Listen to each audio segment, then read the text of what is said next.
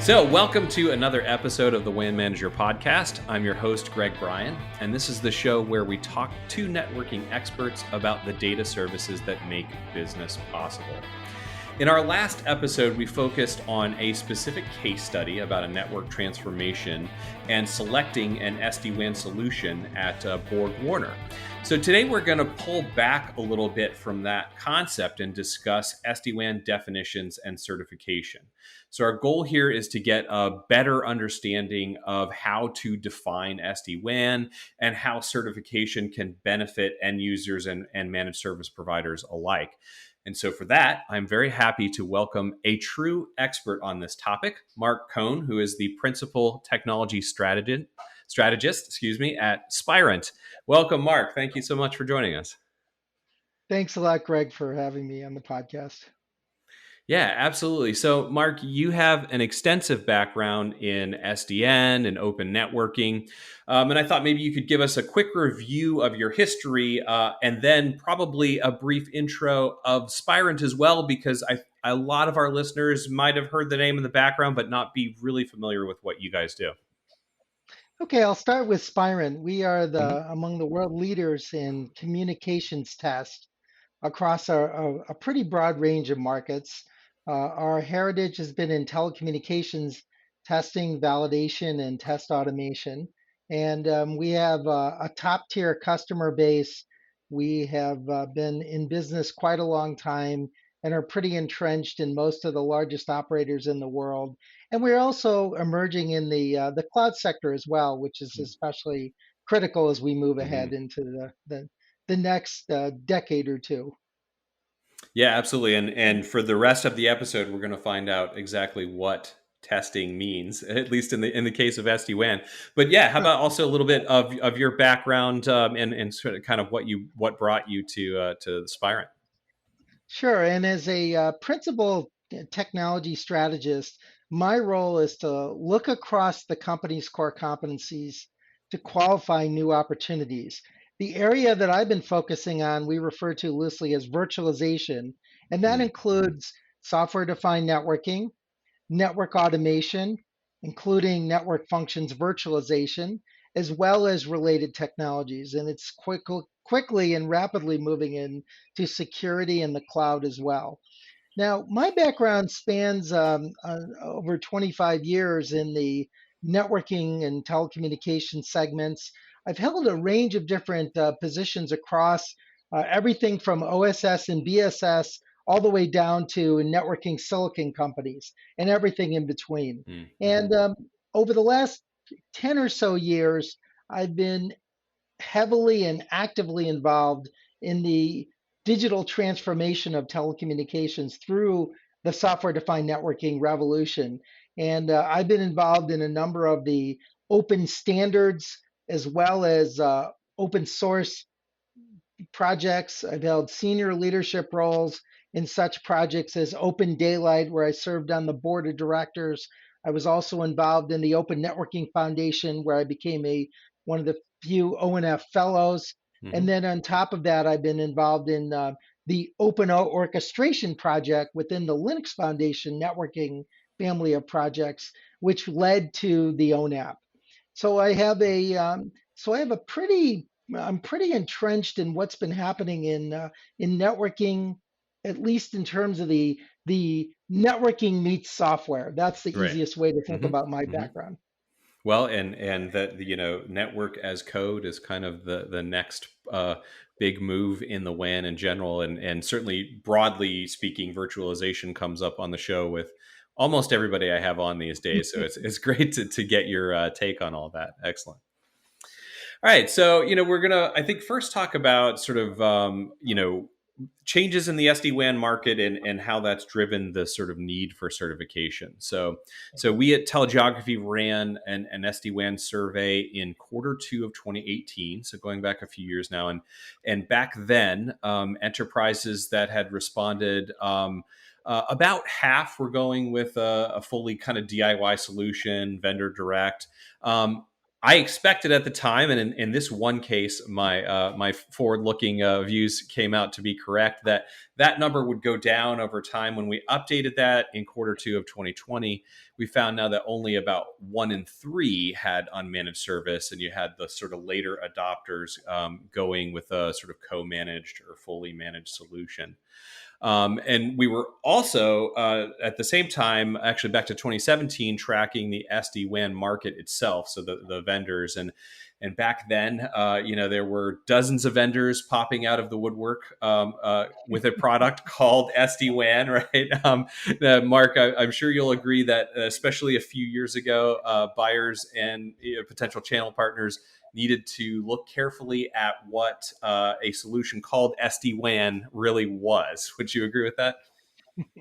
I certainly would. It's very reminiscent of what happened when software-defined networking was introduced, where all of a sudden the networking industry decided we're software-defined networking.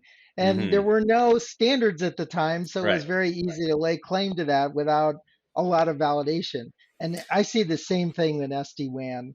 And just Mm-hmm. a point about your research, I've also seen other analysts who've looked at this issue of whether or not enterprises have the appetite to go to actually take on the overall responsibility for SD-WAN versus moving to a managed service. And Mm-hmm. I've seen numbers as low as maybe 1 in 4.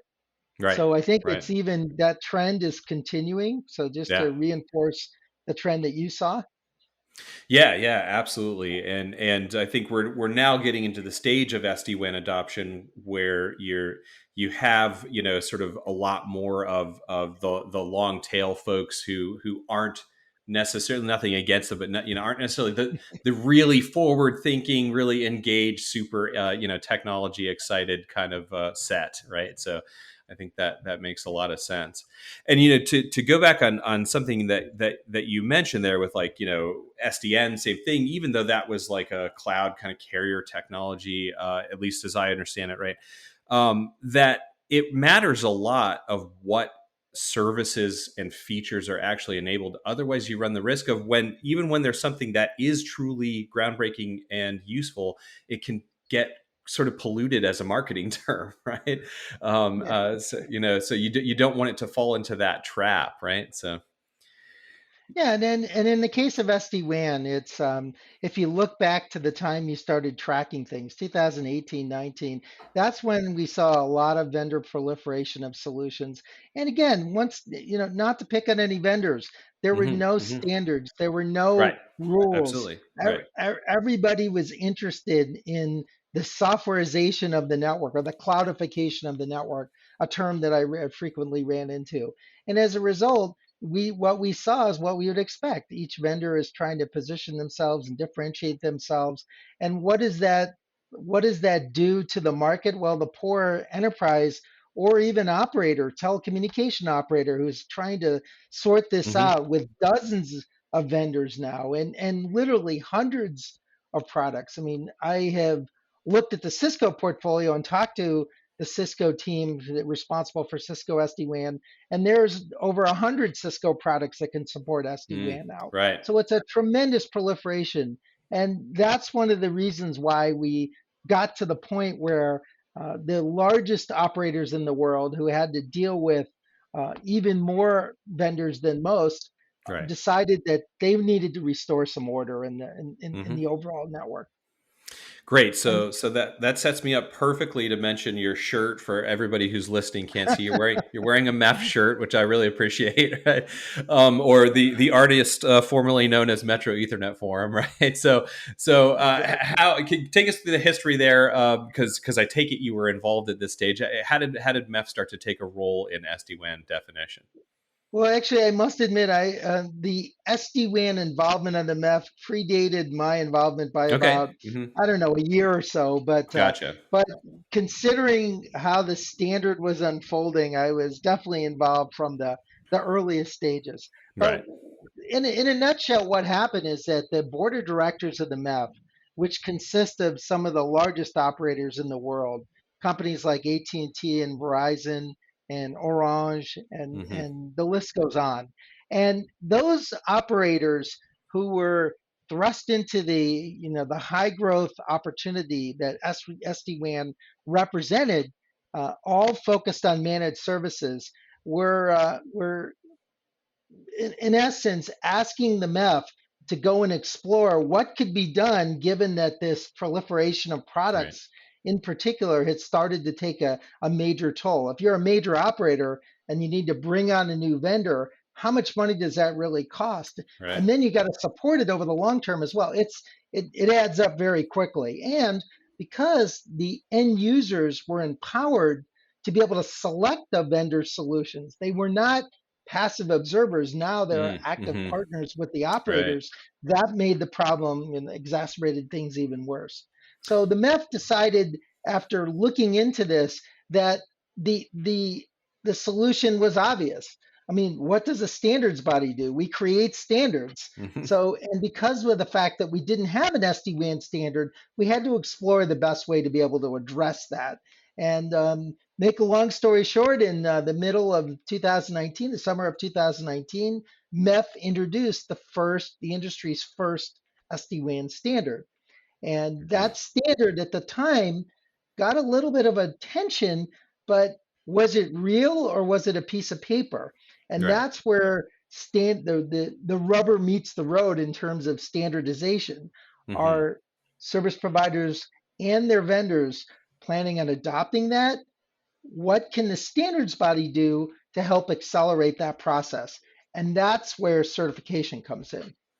Gotcha. Gotcha. All right. So that makes sense. So you mentioned middle of 2019. It's now 2021, and the dust has maybe settled a bit on this. Thanks to what the MEF was doing. Could you provide for us right now on the WAN Manager podcast a definition of the sine qua non of an SD-WAN service? Well, an SD-WAN service is going to be based on a routed infrastructure. So to disappoint all of the vendors who believe that it's a layer two, it could be a layer two concept Mm. as well. I Hmm. think most that we talk to have sort of rejected that notion. So that's certainly one aspect. Right. Application flows is another aspect. The whole concept of building an overlay that we can have application connectivity. And then of course, the policy driven nature is the other key aspect of Hmm. the Hmm. SD-WAN service definition. At least it's been standardized by the MEF. But I don't believe it's only that. I think it is truly an aspect that actually has gained traction throughout our industry.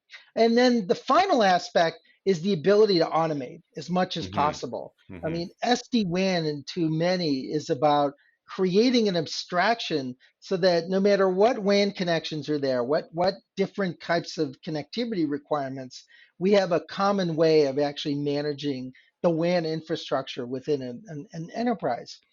Right. So a way of bringing the trouble tickets and the people sitting in the knock into software instead, basically. And Right. also, does the operator really want to get into the IP addresses or the details Mm-hmm. and specific configurations of an MPLS uh, circuit, or on top of that an LTE backup capability, and Hmm. the list goes on and on and on. It's the complexity. That's one of the key reasons why the managed services revolution really was fueled, is because first of all, enterprises were struggling with that complexity. And secondly, the notion of trying to not only deploy a a software driven service in a secure manner, I think the security aspects Mm. knocked the decision over the line Yeah, to absolutely. move from the DIY to a managed service.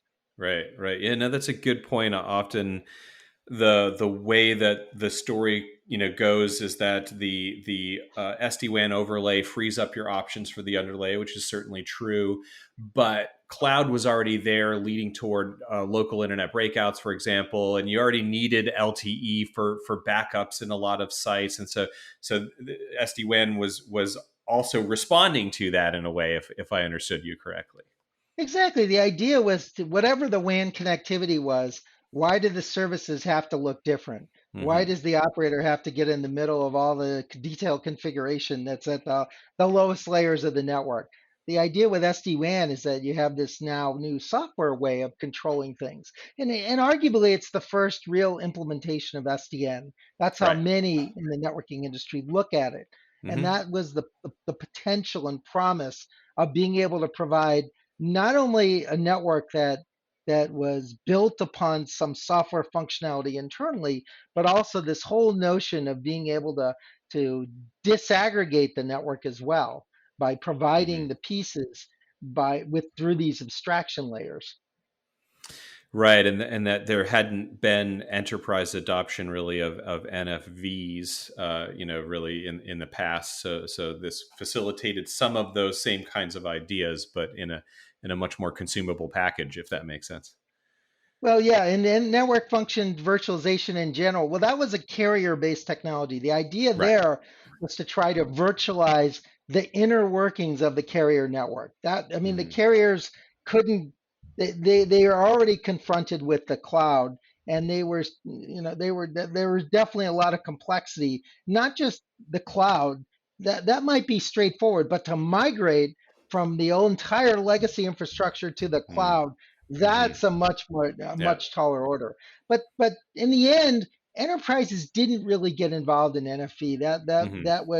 That was really handled more by the Right. operators in the carrier community. And now we're seeing the implications of that with SD-WAN because almost every single leading vendor offers a virtualized solution. Right. And that virtualized solution has to be integrated into some customer premise equipment or CPE device that Hmm. sits on the enterprise customer's facility, and that they're going to have to somehow integrate into this overall network. Right. Absolutely. Or actually, shall I say service? I said network, I Right. meant Yes. service. That's right. Yeah. You're a Indeed. We service got. provider, Our, slap my wrist. It's yeah. Yeah. It's hard to change that deeply ingrained language, isn't it? Yeah. well, we always try, and we use terms that are ambiguous from technology to technology, just to Uh, confuse everybody that much more. of course, that's the story of the life of an analyst, definitely. So, yeah. Okay, so having sort of established those definitions, that's one thing, right? To say here's how we as the MEP define an SD-WAN service. Then you have the process of vendors getting certified within those definitions. So is that where Spirent plays a role directly in terms of determining who fits the definition of MEF 70 or whatever the case may be? Yeah, well, MEF 70 is the first SD-WAN standard. Again, it was ratified in, I think it was July of 2019. Several months before that, the MEF approached Spirent about contributing some of our technology and expertise into helping create the first software driven service that would be certified. And that's quite different than some of the history of the MEF, which is one of the reasons why I think the MEF was receptive to looking at other, Mm. or at least a Hmm. new partner. Right. And what we did is then got involved, started working with some of the leading service providers. We started also working with the vendors to try to understand how far the standard has really been adopted. And Hmm. how do you determine that? You go and test things. I mean, it's Right. easy for the vendor to say, and I'm not picking on vendors here. I Hmm. mean, we work very closely with those vendors and have a great relationship with them. But, it's very easy to lay claim to anything. But when you start to go into the lab or go into a field operational environment and then have to test it Hmm. under those conditions, it's a very different story. And what we discovered from 2019 as we were creating the first FSD WAN certification program is that the standard needed some adjustment, our implementations needed adjustment. Hmm. Vendors had to go back and because of the either the ambiguous nature of the standard or some of the optional features or just the way that the assumptions were from either side, we had to all make adjustments in order to converge on a standard that could actually readily be adopted and Right. that we could validate conformance against that standard. Hmm. And that conformance offers the enterprise end user the confidence of knowing that they have some basic SD-WAN capability that's common across all Right. vendors. And then they could evaluate vendors based on the value add and differentiating features that those vendors offer. Yeah, it's trust but verify, right? Certainly, Trust, as an exactly. enterprise, you're talking to salespeople, right? And the incentive structure is for them to tell you, that it does everything you want it to, but and not that they're making things up or anything, but it's good to be able to pull back and look at things in a sort of objective lens, certainly. Exactly. And certification in particular has a number of different roles that various different stakeholders are looking for. I mean, for instance, Hmm. from the standpoint of service providers, they are certainly trying to differentiate their offerings. We had an oversubscribed pilot program because everybody wanted to be first. So we could only handle a handful of companies at the time, but it was great to see that we had validated interest in the certification, not just the standard, but the certification itself. And then, Hmm. of course, as we gained a little more experience working with these vendors and working with major operators, we started to understand better about what the role of a certified, not just product but service as well, could play into the the enterprise plans for being able to streamline the procurement, for instance. Hmm. Hmm. After looking at an RFI, if we know that these are MEF certified, even though we don't necessarily understand all the details, all Right. the ins and outs of what that means, we know that there's a consistent set of capabilities that we can expect to see from those certified vendors and those certified operators. Right. And that's particularly important. Now, where is it headed? Well, certification clearly is headed in the direction and is the enabler for what we refer to loosely as multi-vendor SD-WAN. Now, this Mm-hmm. does not mean, Greg, that we would ever expect a time where we would take one vendor's endpoint and then manage that with another vendor's controller. Right. That Right. is probably not where this is headed because Not of that the level it's of interoperability. Just yeah, ex- yeah, yeah. exactly, and that's why I was careful not to use the term multi-vendor interoperability. It's Hmm. multi-vendor SD-WAN. But what we could expect to see is islands of SD-WAN. Maybe Mm-hmm. there's vendor one and vendor two and vendor three that the enterprise end user has to address because of the either acquisitions or Right. M&A. consolidations Right. or just Hmm. the fact that they're using different, they're bringing together different regions of the Hmm. country or even internationally, and we're not going to see just one single vendor. So we Right. need to be able to manage that in a more orderly way, and that's the direction that we expect for SD-WAN. That's actually what SD-WAN certification can bring into accelerating that move to a more orderly environment with SD-WAN.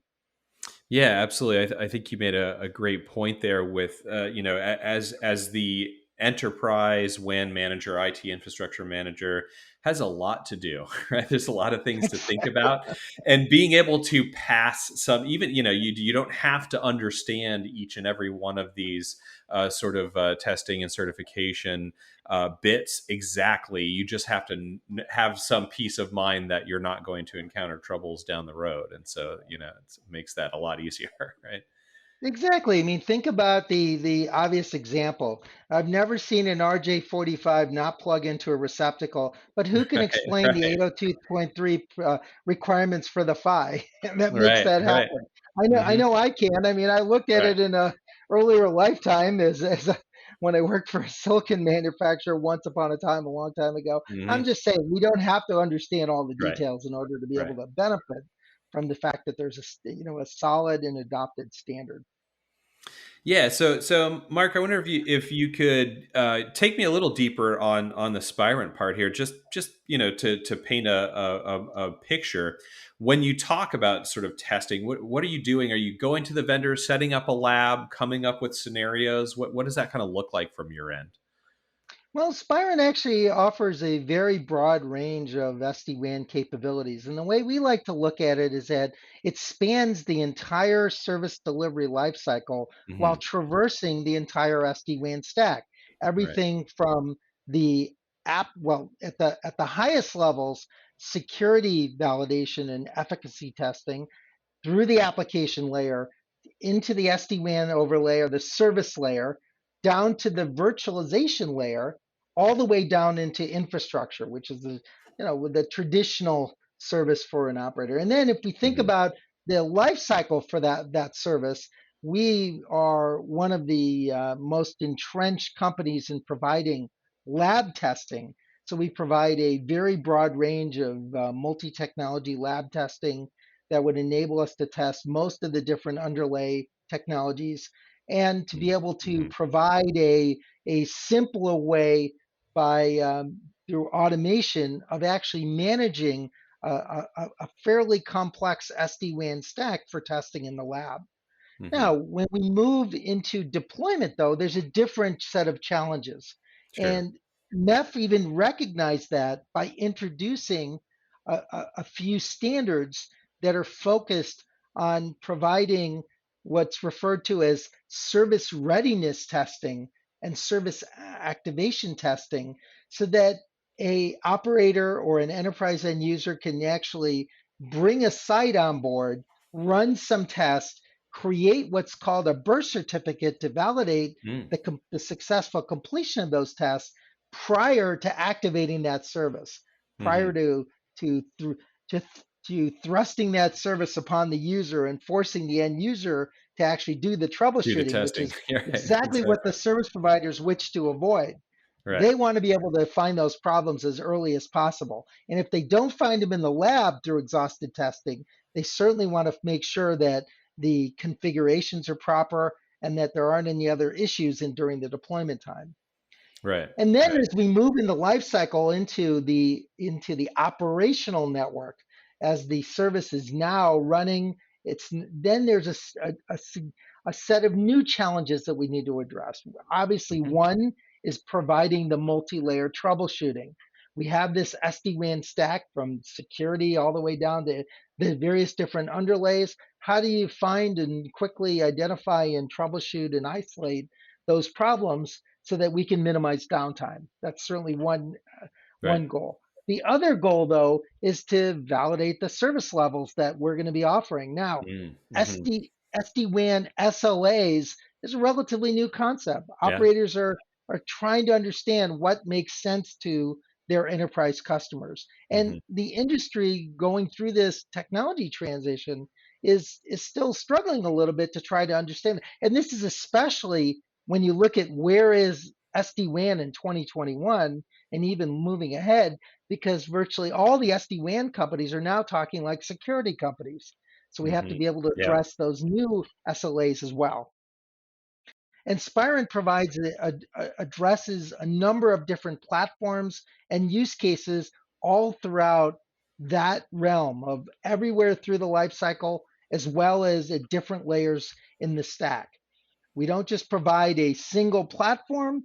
It's not completely integrated today, but we have a roadmap and we have a very powerful and flexible set of test on and lab automation platforms that would enable us to deliver a more integrated solution to virtually any size operator. Yeah. Absolutely. So you brought up a great point I want to just touch on to highlight, which is that I remember several years ago at a WAN summit, an end user was on stage and said, what I really want is an application level SLA. And for a long time, it seemed like everyone knew that that was what they were after, but it just wasn't available. But it seems like we are at that point where you can think about your SLAs more as an application feature rather than a network feature. Exactly. And if we think about that, what does that really mean? Well, Hmm. that means that all the network testing that we do today, where we simulate traffic, We focus on, what do we focus on? We focus on latency. We Right. focus on throughput. I mean, we focus on the things we've always focused Right. on. The classic Does jitter that really work? availability. Yeah. Yeah. Exactly. Does that work at the application layer? Of course it doesn't work. What we Right. need is to be able to provide emulated traffic based on real world applications and application transactions that have significant impact on the network and be Right. able to test across a end-to-end fairly diverse set of network infrastructure Right. to be able to provide that impact to the application, which is what the enterprise end user is doing. And in order to do that, we need to provide different types of testing. And that's really the key to what we're attempting to do in the MEF, which is to address SD-WAN not just from the traditional what's the latency, what's the Hmm. bandwidth, what's the availability. I mean, all the things we typically do for the Right. underlay. What we really need to do is to be able to provide a complementary set of capabilities that can enable this application transaction level of testing that we can use to pinpoint the impacts of these different network conditions on the applications themselves. Right. And then Right. ultimately, Greg, we want to extend that into the secure environment. Hmm. Once we encrypt, what does that mean? I mean, all bets are off with today's tools. So we really Right. even have to think beyond just the application. Yeah, absolutely. That's fascinating, and I have to say, as a non-engineer, it sounds like a very complex compared to figuring that out for a network controlled by a single entity, right? So yeah, Exactly. And that's one of the yeah. reasons Spirent assumes the role that we do. I mean, there's not a lot of other companies that have the breadth of capabilities. That's not to say we don't Hmm. have competition. Of course we do. But Right. at the same time, the industry can turn to us to provide that expertise, to provide the different types of testing and testing methodologies that are going to be required for the multi layer SD-WAN challenges across the entire lifecycle. Hmm. Absolutely. So that was I think a great picture of sort of the certification and testing and all that. But I wonder, are there key things that we should be aware of that are outside of the scope of this kind of certification? Well, in terms of testing, you mean in general, or Yeah, in or terms of in SD-WAN, terms or of yeah certification as well. Things that wouldn't that one should look out for that kind of don't fit into what we can tell from what the MEF has been working on. oh, well, the one area that we have been particularly interested in, and we've been expending a fair amount of resources internally on, is what are the implications when we start to virtualize the endpoints? Or in other Mm-hmm. words, what does the disaggregated SD-WAN network look like? And what we're seeing is that the operators receptiveness to considering white box implementations for their actual operational network infrastructure is changing the Mm. way that we're forced to think about SD-WAN testing and validation and assurance. Right. And if we look at what does virtualization really mean, it means that we have to be able to address the the how that virtualized network function or a cloud-based network function in the case of a containerized approach, how does that operate within the most limited quote unquote cloud environment? You think Mm-hmm. about a universal CP or a white box server that is actually hosting some limited number of these virtualized functions. How does that really work? How do we know how to size that? How do we Right. know what the implications are if the usage of that SD-WAN endpoint in the virtualized domain actually changes? I mean, that requires a whole different type of testing methodologies that can Mm-hmm. start looking at not only the network, but now you get into the compute domain, the storage domain, the overall cloud domain. So Right. that's an area that we are looking at in particular. MEF has not quite addressed this yet, but that's not to say that they wouldn't Mm-hmm. going. I wonder if there's also issues around what's come up in the past couple year and a half, right? Which is that with a virtualized solution, a software SD-WAN solution downloaded onto a home laptop over a variable broadband connection with changing IP addresses and whatnot, is there also some issues to look into there in terms of performance assurance while you have all of these kind of remote connections that weren't there when this overlay concept was kind of being designed, right? So Well, let's just say that a global pandemic has a small, minor impact on the overall yeah, network, indeed, especially yeah, considering well, hundreds of millions of people just started right, moving from the office and went to work from home like overnight. indeed, yes, So so actually, and I think that's motivated, that's certainly accelerated the push for the SD-WAN community to be hmm able to address the security problems right, that the work from anywhere movement are really that we're actually seeing, and and more importantly that IT management are terrified about. I mean, right, what do you do when you don't have a perimeter to protect? We have to change the model, and that's why the SASE definition, or the Secure Access Service Edge, a hmm term coined by Gartner that I think many of your listeners, your audience is familiar with because they're Everybody's hearing talking about about it it. now for sure. Yeah, Everybody's yeah, talking about it yeah, today for sure. yeah, How SASE is actually starting to emerge because hmm SASE is really addressing the work from home movement by hmm being able to first move away from VPNs, right, move into a more scalable model by moving security functions to the edge closer to where those end users really reside. hmm That's one thing. And then the second thing that it does is it up levels the whole security discussion. So instead of worrying about IP addresses and subnetworks and physical connections, and once you're in, now what we're thinking, what the general thinking in network security is to move to a mode where the the user matters, the context matters, the application matters, where you're accessing data matters. hmm Everything at the high level matters, not the low level. The low level can be anywhere. right, And because of the companion to SASE, a technology referred to as zero trust, that's how we're going to address the identity issues that right, result from this, because the two are sort of evolving in hmm tandem. And right, and SASE and zero trust are going to provide a different level of security. However, when you think about the implications of this, we're going to start distributing security functions to the edge. It's going to be much more distributed than it was earlier, as opposed to a centralized VPN concentrator. right, Well, now we have to make sure and validate that the security functions are not just performing as expected, but behaving as expected. Because hmm a problem or a breakdown of a security function in the wrong and at the wrong place and in the wrong time could be disastrous.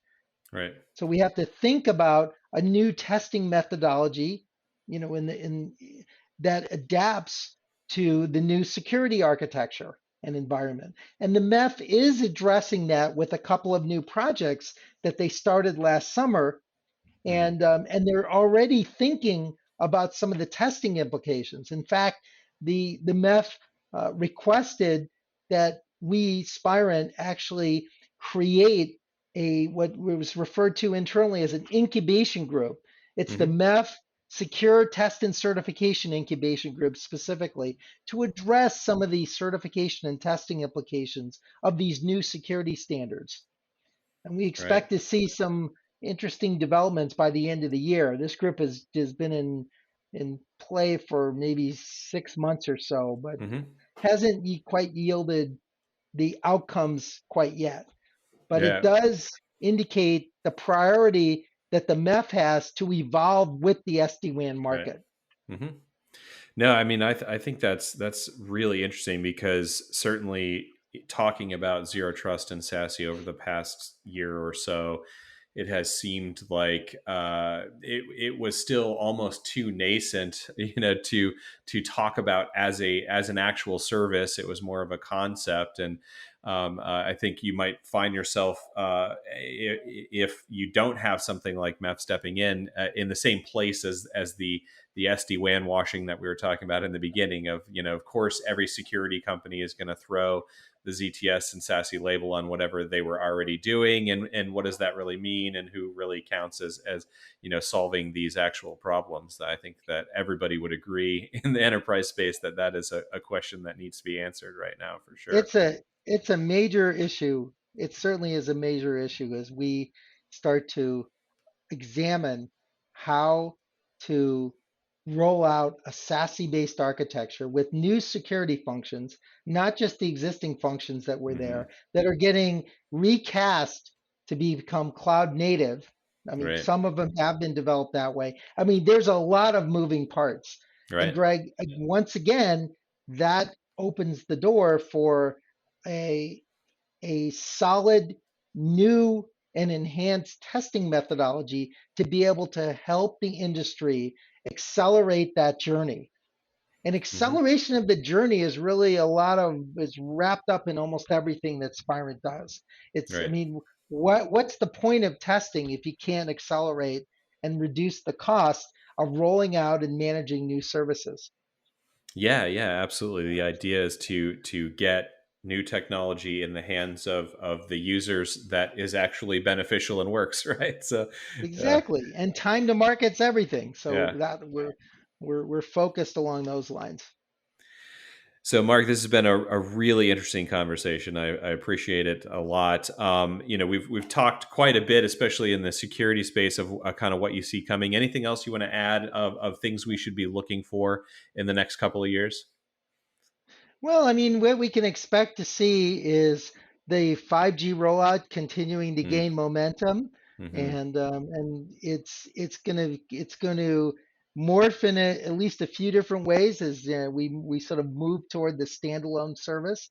Right. Another potential development, I think, is the continued disaggregation of the overall network, and I Mm, think that's mm-hmm. going to present a lot of opportunities for cost reduction, for Yep. enhanced agility, but at the same time, there's going to be some operational challenges that we intend to address. I mean, the whole Open RAN initiative, whether we look at it from the ORAN Alliance or the TIP activity, the telecom infra project activity that they have underway, or probably others, are going to have some implications, not just to those in the carrier community, but in any enterprise as well, especially as enterprise private 5G networks or Right. private mobile Mm, networks mm-hmm. continue to gain momentum. So that's Right. another area that we're keeping an eye on.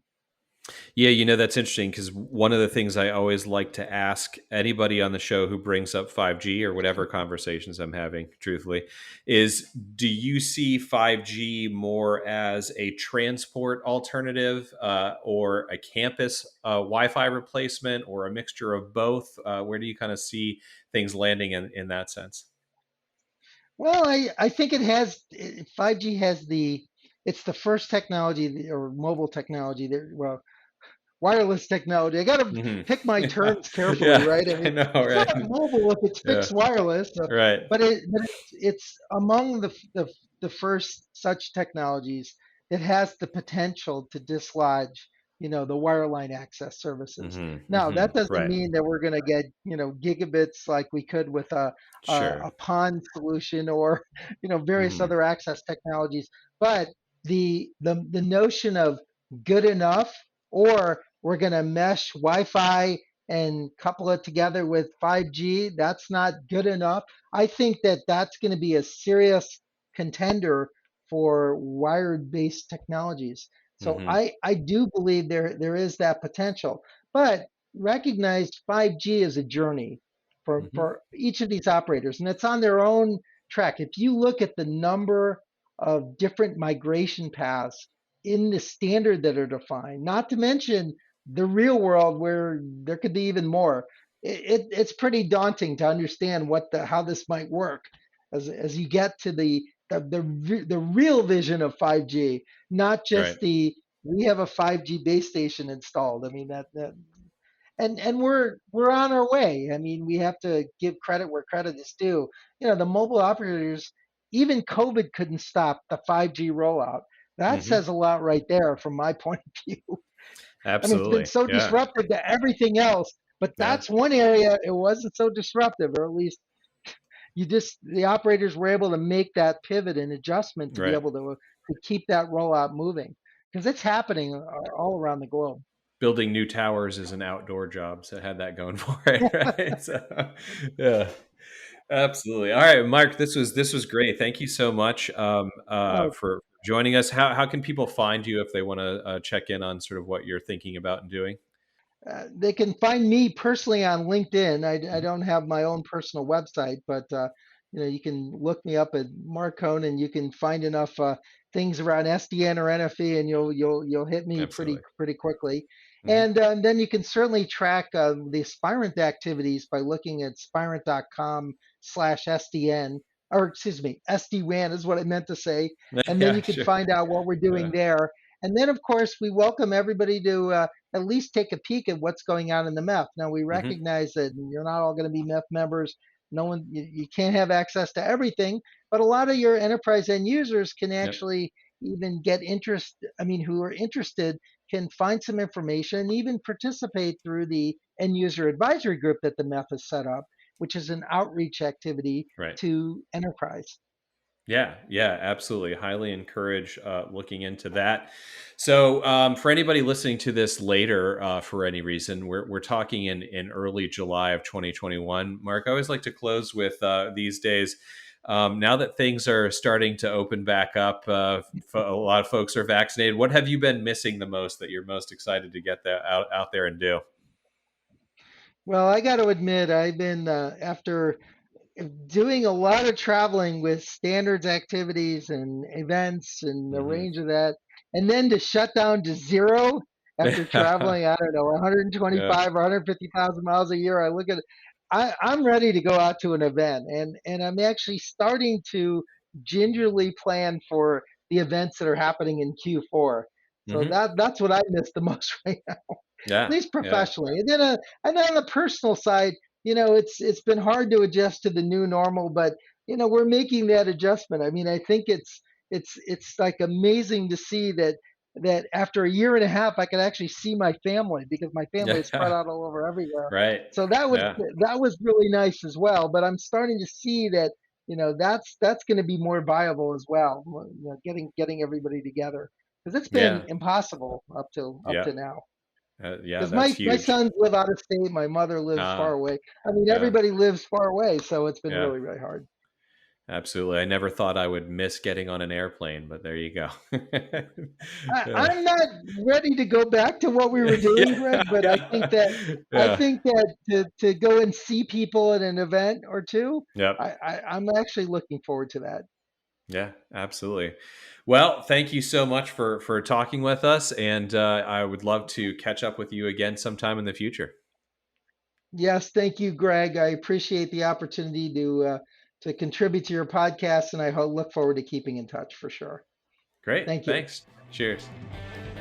Thanks very much for listening. The WAN Manager podcast is brought to you by TeleGeography, a division of Primetrica Incorporated, and is edited and produced by Jane Miller. I wrote the theme song you're listening to right now, and we get administrative canine support from my dog Honeybun, who you might hear chiming in from time to time when the mood strikes her. If you want to learn more about our data, head over to telegeography.com, where you can find our blog that covers many of the topics we hit here, and you can sign up for our WAN Manager newsletter. Until next time, have a great day. So guess what, folks? We got some big news at TeleGeography, and that is that we just launched our WAN Forum. What is a WAN Forum? Well, this is a content hub and community for anyone involved in the management of a WAN or in IT infrastructure for mid to large enterprises. And it's got all the analysis and content that you enjoy from TeleGeography related to the WAN, plus some extra videos, some interviews, and some special tools that we've designed just for inclusion here, like our SD-WAN vendor selector, a high-level WAN cost calculator to give you some ideas of what market prices are. Basically, if you like the kind of stuff that we talk about on this podcast, and you're an end user, we think that you'll enjoy the WAN Forum. And of course, this is a space meant to be shared, which is why a WAN Forum subscription includes access for up to 20 members of your team. So check it out by heading to wanforum.com. We'll be adding some new tools, constantly adding new analysis, and announcing some upcoming WAN Forum events very soon. So you want to make sure you bookmark that. That's wanforum.com. We can't wait to see you there and for you to dive in.